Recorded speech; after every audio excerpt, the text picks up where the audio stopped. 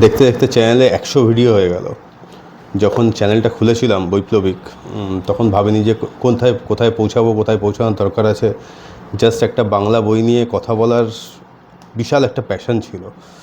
আপনারা হয়তো অলরেডি জানেন যে আমি বাংলা এবং ইংরাজি বই সমান তালে পড়ি এবং লাস্ট প্রায় 2 দশক ধরে বেশিরভাগ ইংরাজি বই পড়েছি, বাংলা বই পাশাপাশি পড়ার চেষ্টা করেছি, একটা ব্যালেন্স রাখার চেষ্টা করেছি এই পর্যন্ত।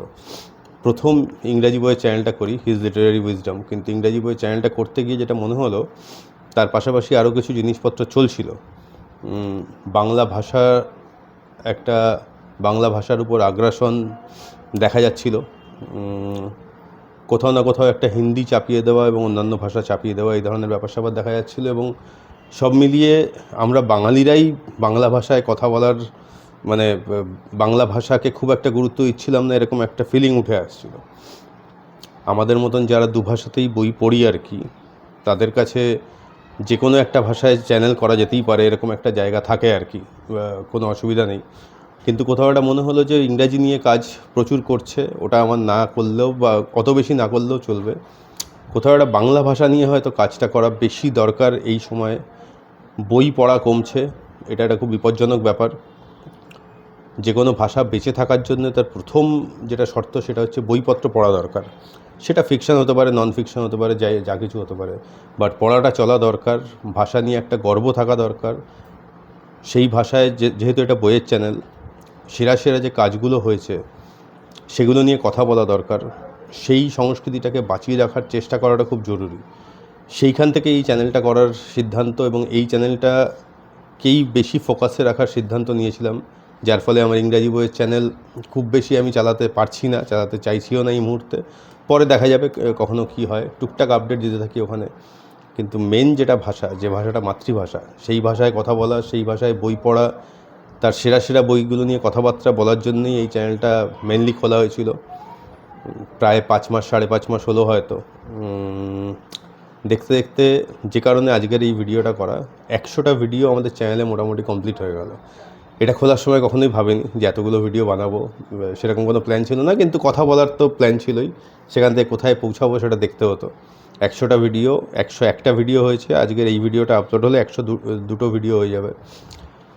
জার্নি খুব একটা সহজ ছিল না, তার কারণ এটা আমার পেশা তো নয়। আমি যাকে বলে যে ইউটিউবার বা বুক টিউবার নই, পাঠক অবশ্যই, মারাত্মক পাঠক। তো নিজের পেশা সামলিয়ে আমি মেন্টাল হেলথ কাউন্সিলর প্লাস একটা এনজিও চালাই। এই সমস্ত কিছু সামলিয়ে ভিডিওগুলো করেছি। আপনাদের কিছু পছন্দ হয়েছে, কিছু পছন্দ হয়নি, যেটা স্বাভাবিক আর কি। সব বলে 6 হবে না, 4ও হবে না, 1ও হবে না, কিছু বলে 0ও হবে। বাট তাও প্রচুর মানুষ এসে, বেশ কিছু মানুষ এসে জুড়েছেন আমাদের চ্যানেলের সঙ্গে। সেটা একটা বিশেষ ভালো লাগার জায়গা। লাস্ট বেশ কিছুদিন ভিডিও একটু কম আনতে পেরেছি, তার কারণ কাজকর্ম তো ছিলই, পাশাপাশি শরীরটা খারাপ ছিল। সেই শরীর খারাপ প্রায় এখন সেরে গেছে, যার ফলে কথাটাও একটু ফ্রিলি বলতে পারছি। আরও কিছু বেশ ইন্টারেস্টিং জিনিস হয়েছে, সেটা হচ্ছে যে বেশ কিছু মানুষ চ্যানেলের পাশে এসে দাঁড়াচ্ছে প্রতিদিন আর কি, এবং আমাকে বেশ সারপ্রাইজ করছে। আমার এক বন্ধুর কাছে আমার এই বইটা ছিল, দূরবীন, শীর্ষেন্দু মুখোপাধ্যায়, খুবই ঘনিষ্ঠ বন্ধুর কাছে। কিন্তু আমি জানতাম না যে বইটা কোথায় গেছে। আমি এই বইটার আশা ছেড়ে দিয়েছিলাম, আমি জানতাম না যে সেই বন্ধুর কাছে এই বইটা রয়েছে আর কি। তো এটা আমি দেখতে পাচ্ছি 1999 কেনা, অবস্থা খুবই খারাপ। কিন্তু 1999 দূরবীন কিনেছিলাম। সেই সময় দামটা কত ছিল, সব নস্টালজিক জার্নি তো এগুলো। দাম ছিল 100 টাকা, এখন 500-600 টাকা তো হবেই মনে হয়। যদি কেউ জানেন তাহলে কমেন্ট বক্সে লিখে দেবেন যে এখন কত। 500-600 টাকা তো হবেই নিশ্চয়ই। এই বইটা সে আমাকে ফেরত দিয়ে গেল। তুই চ্যানেল করছিস, আমি দেখলাম যে আমার কাছে এই বইটা রয়েছে, তোরই বই, আমার নাম টাম সব লেখা থাকে প্রত্যেকটা বইয়েই। তো সেটা লেখা ছিল, বইটা ফেরত পেলাম, আজকেই ফেরত পেলাম। তো এটা দারুণ লাগলো, কারণ দূরবীনের মতন বই আবার ফিরে পাওয়া, এবং চ্যানেল করছি বলে সেও জানতো না যে তার কাছে রয়েছে, it's not his fault absolutely, সে এটা ফেরত দিয়ে গেল। তো এটা একটা দারুণ ব্যাপার হলো।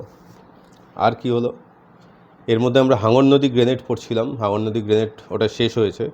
71-এর মুক্তিযুদ্ধ বা ওই সময়টা নিয়ে বেশ কিছু বই বা বেশ কিছু কাজ করার ইচ্ছা আছে, মানে বই পড়ে সেটাকে নিয়ে রিভিউ, তার ভিতরে যাওয়া, তার ব্যাকগ্রাউন্ডে যাওয়া, সময়টাকে বোঝা, এটা একটা চিন্তাভাবনা করছিলাম। তো হাঙর নদী গ্রেনেড শেষ করে ওটা স্ক্রিপ্টিং চলছে, রিভিউ চলে আসবে। হুমায়ুন আহমেদের অনিল বাগচির একদিন এই বইটা পড়ছিলাম। তো ৭১-এর মুক্তিযুদ্ধ নিয়ে কাজকর্ম করার চেষ্টা করছি, সেটা দেখে আমার এক ভাই অর্ক, সে আবার আমাকে তার কালেকশন থেকে এই বইটা আমাকে পড়তে দিল, ৭১-এর চিঠি। দুর্ধর্ষ বই, সেটা আমি শুনেছি, আমি এখনও পড়িনি, পড়বো অবশ্যই। এটা সে আমাকে পড়তে দিয়েছে। তো অর্ক, তোকেও অনেক ধন্যবাদ এইভাবে পাশে থাকার জন্য।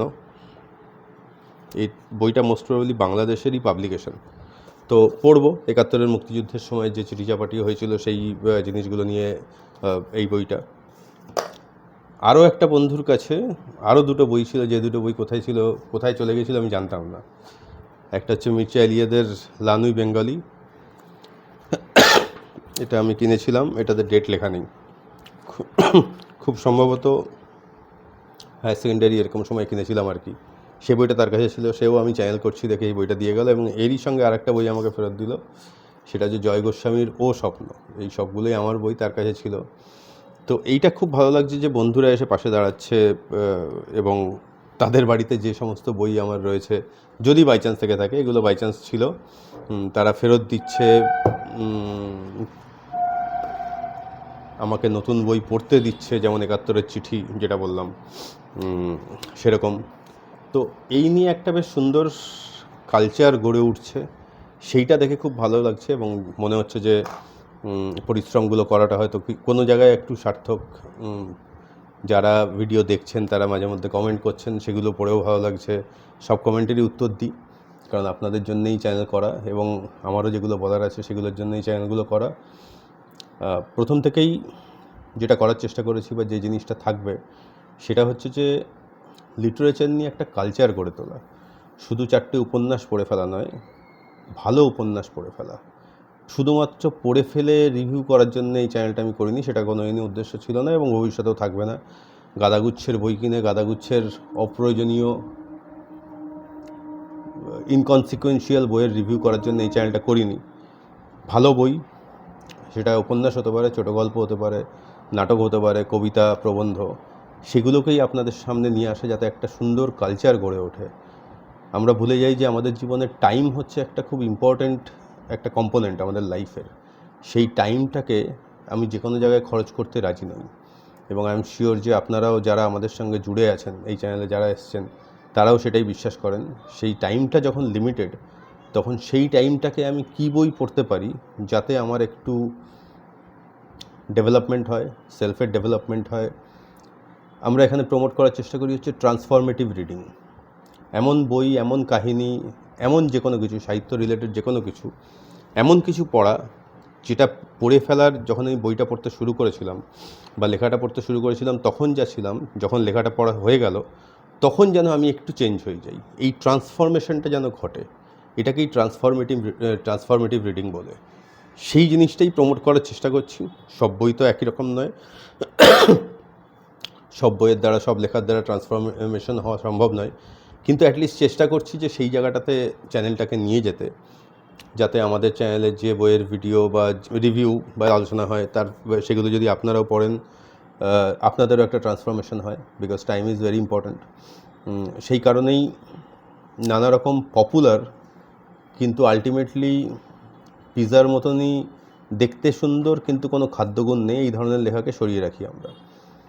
অলরেডি বেশ কিছু কাজ করা হয়েছে, মানিক বন্দ্যোপাধ্যায়, রবি ঠাকুর, কিছু হয়েছে এরকম। এগুলো করতে টাইম লাগে, ঝপাত করে বই নিয়ে বসে রিভিউ তো হয়ে যায় না, তার স্ক্রিপ্টিং করতে হয়। স্ক্রিপ্টিং করার জন্য একটা সময় লাগে, বিশেষত যাদের পেশা আলাদা, যে পেশায় প্রেশার আছে, যে প্রফেশনে, সেখানে সেগুলো সামলে তারপরে এই কাজগুলো করাটা খুব মুশকিল।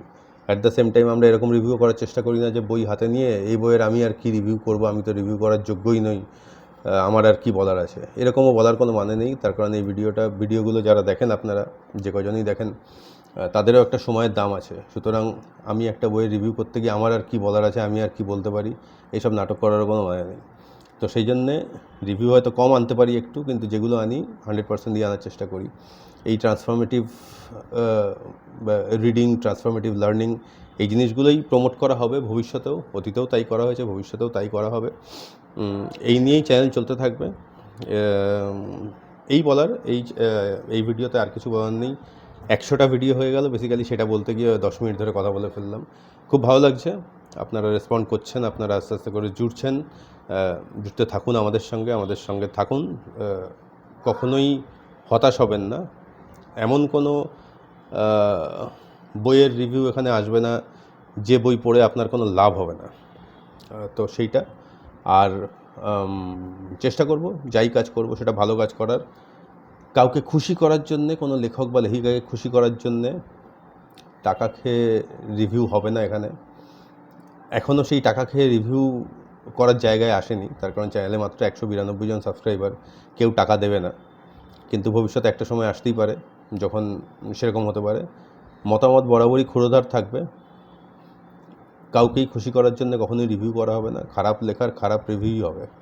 তবে হ্যাঁ, সেই যদি কোনো লেখা খারাপ হয়, কোনো লেখক বা লেখিকার, সেটার যেরকম নেগেটিভ রিভিউ থাকবে, অ্যাট দ্য সেম টাইম সেটা ভদ্রতার সীমারেখার মধ্যে থাকবে। কারণ কোনো লেখক বা লেখিকা যখন কোনো কিছু লেখেন, পরিশ্রম করে লেখেন, তার মনের এবং মাথার একটা অংশ দিয়ে লেখেন, সেই কাজটা খারাপ হতে পারে। সচিন তেন্ডুলকরও শূন্য করেছেন, বিরাট কোহলিও শূন্য করেছেন অনেকবার, কপিল দেব বহুবার উইকেট পাননি, সেগুলো হতে পারে। কিন্তু তারও যখন সমালোচনা হবে সেটা কিন্তু সভ্যতা, ভদ্রতা, স্বাধীনতার মধ্যে রেখে হবে। কারণ তাদের সঙ্গে আমাদের কোনো ব্যক্তিগত শত্রুতা নেই বা হওয়ার কোনো সম্ভাবনা নেই। সব লেখক লেখিকাই সম্মানীয়, যারা বই নিয়ে কাজ করে, বই পড়তে ভালোবাসে তাদের কাছে। কিন্তু খারাপ লেখার খারাপ রিভিউ হবে, সেটাই বলে দেওয়ার। এই মোটামুটি এই ভিডিওতে এই বলার। সব শেষে গিয়ে বলি, আমার নাম সৌরভ, আমি এই চ্যানেলের হোস্ট। চ্যানেলের কন্টেন্ট দেখতে পারেন, যদি ভালো লাগে চ্যানেল সাবস্ক্রাইব করতে পারেন, ভিডিওটা ভালো লাগলে লাইক করতে পারেন, শেয়ার করতে পারেন, কমেন্ট করতে পারেন আপনাদের যদি কোনো কিছু বলার থাকে। এই আজকে মোস্ট প্রবাবলি আর একটা ভিডিও আসবে, যদি না আসে কালকে আবার আসবে, সেটা বেশ অন্যরকম ভিডিও হবে। দেখা যাক। ভালো থাকবেন, ভালো বই পড়তে থাকুন।